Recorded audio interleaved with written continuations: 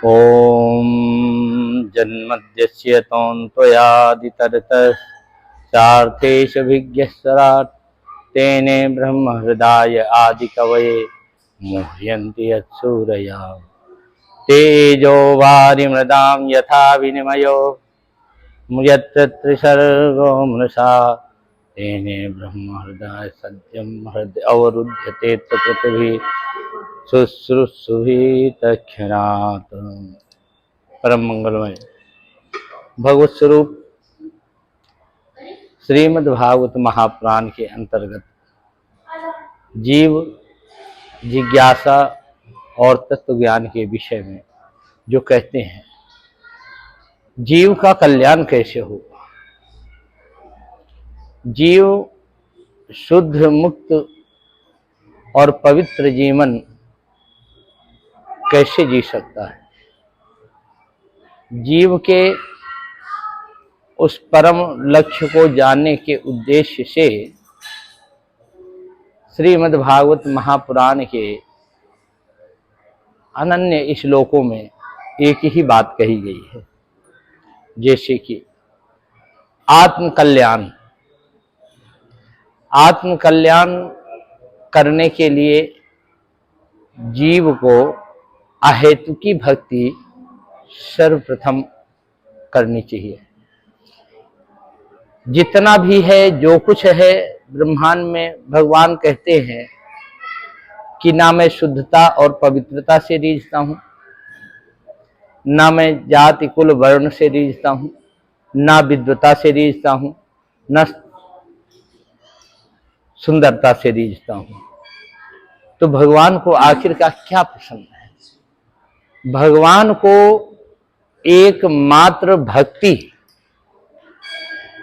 N केन प्रकारेण जैसे भी हो सके, किसी भी प्रकार से परमात्मा की भक्ति ही परमात्मा तक पहुंचाती है।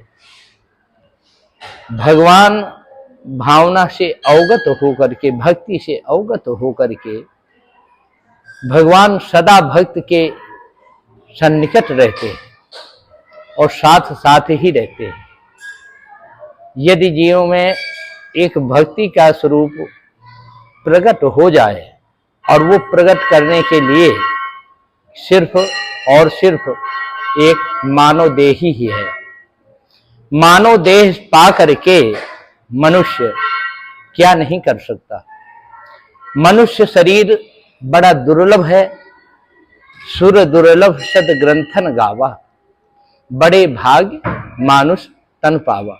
ये मनुष्य का शरीर बड़े भाग्य से मिलता है और इस मनुष्य शरीर को पा करके जो मानव शुद्ध बुद्ध और सात्विक विचारों के द्वारा उस परम तत्व का ज्ञान नहीं प्राप्त कर पाता, तो वो पुनः 84 की योनि में भटक जाता है।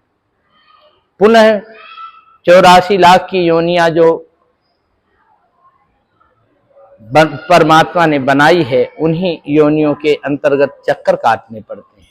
इसलिए भक्ति मानव के जीवन में परमावश्यक है। और भक्ति कैसी होनी चाहिए? अहेतुकी भक्ति, यानी हमारे अंदर किसी प्रकार का कुछ स्वार्थ ना हो, निस्वार्थ भक्ति हो।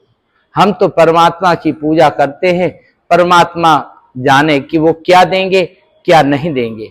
क्या उन्हें पता नहीं है कि इसे क्या चाहिए? जैसे एक छोटा बच्चा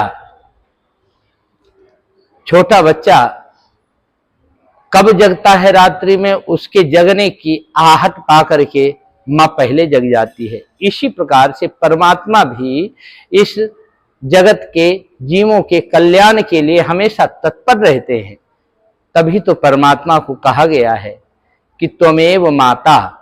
सबसे पहले परमात्मा को माता का दर्जा दिया गया है। च पिता त्वमेव, वही पिता के रूप में है। संपूर्ण विश्व के जीव एक बीज मात्र परमात्मा के स्वरूप में बसे हुए हैं।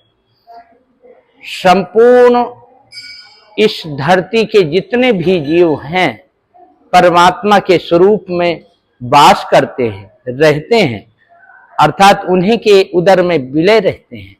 जिस प्रकार से एक बीज के अंदर वृक्ष छुपा होता है, इसी प्रकार से संपूर्ण संसार परमात्मा के उदर में छिपा हुआ है।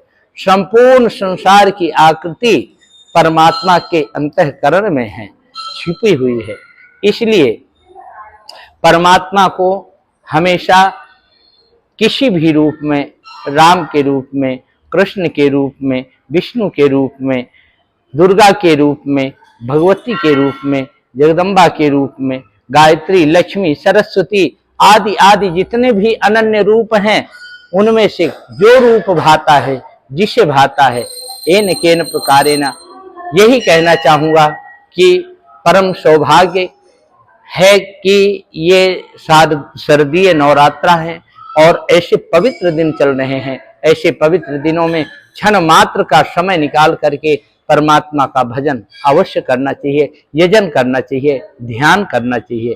क्योंकि परमात्मा के ध्यान करने से, परमात्मा को अंतःकरण में रखने से अंतःकरण पवित्र होता है, और जब अंतःकरण पवित्र हो जाता है तो धीरे धीरे अंतः शुद्ध्यन्ति वैग्रह, अंतःकरण जब पवित्र हो जाता है तो धीरे धीरे भक्ति का आना चालू हो जाता है। और जब भक्ति एक बार किसी जीव के अंतःकरण में प्रविष्ट हो जाती है तो फिर वो निकालने से भी नहीं निकलती। इसलिए समस्त भक्तों से बस यही आग्रह है, यही अनुरोध है कि इन पवित्र दिनों में जितना हो सके, जो भी कुछ समय निकाल सके, माँ भगवती के चरणों में, राम जी के चरणों में, कृष्ण के चरणों में, राधा के चरणों में, जो जिनके पूजा करते हैं। और वैसे तो विशेष रूप से नवरात्रा है ही, पर नवरात्रा के रूप में अनन्य देवी देवताओं का पूजन जो माना जाता है वो सब दुर्गा के ही रूप माने जाते हैं। इसीलिए ये शारदीय नवरात्रा माँ एक प्रकृति के रूप में अवतरित होकर के समस्त जीवों को यही संदेश देती है कि, और हमारे कल्याण के लिए ही ये नवरात्राएं आया करती हैं। इसलिए एन केन प्रकारेण, कैसे भी समस्त जीवों का और मानवों का ये अधिकार बनता है कि हम परमात्मा की शरणागति प्राप्त करें। सब कर फल रघुपति पद प्रेमा, समस्त जो हम कर्म कर रहे हैं उनका फल एक ही है कि भगवान के चरणों में हमारी भक्ति हो जाए। इस प्रकार से हमें परमात्मा की भक्ति किसी न किसी रूप में करना चाहिए। जय जय श्री राधे, जय जय।